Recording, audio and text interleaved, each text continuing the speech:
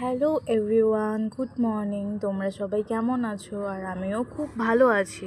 তো আজকে ছিল 31 মার্চ।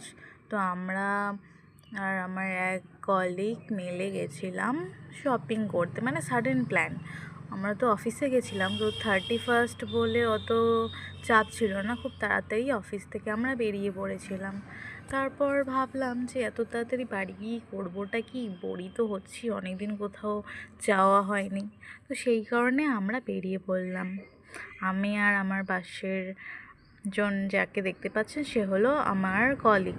তো সাডেন প্ল্যান করে আমরা চলে যাই কোচবিহারে শপিং মলে গিয়ে কিছু কুর্তিস বাগেরা নিলাম। তারপর আমরা ঠাকুরের জন্য কিছু আসন কেনার জন্য বাজারের ভেতরে চলে যাই। ওখানে দেখলাম অনেক সুন্দর সুন্দর আসন, আরও অনেক কিছু, খুব সুন্দর ঠাকুরের আসবাবপত্র বা জিনিসগুলো, ঠাকুরের মূর্তিগুলো এত সুন্দর। আমি তো কৃষ্ণ ঠাকুরকে এত সুন্দর লাগছিল, পাশাপাশি বেশ ভালোই লাগছিল দেখতে। আর এখানে কিন্তু সমস্ত বিয়ের অনেক জিনিসপত্র পাওয়া যাচ্ছে, বরের টোপর ইত্যাদি। তারপর অনেক কেনাকাটা করার পর তো অনেক খিদে পেয়ে গেল। তারপর আমরা চলে এসেছি মিতালি রেস্টুরেন্ট, যেটা কোচবিহারে। তারপর ওখানে গিয়ে আমরা অর্ডার করে নিলাম কোল্ড ড্রিঙ্কস। কোল্ড ড্রিঙ্কস মানে ছিল হচ্ছে, কোন ফ্লেভারটা ছিল মনে পড়ছে না, কোক টাইপ ছিল। তারপর আমি পোলাও অর্ডার করেছি, পোলাওয়ের সাথেই চিকেন কষা।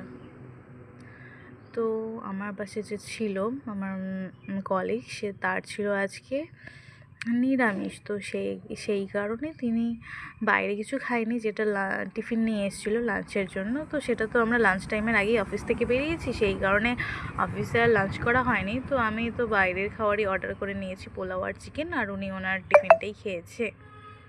তারপর এই তো অনেক ঢং করলাম, আয়নার সামনে খাওয়া দাওয়া করলাম, এভাবেই আজকে দিনটা গেল।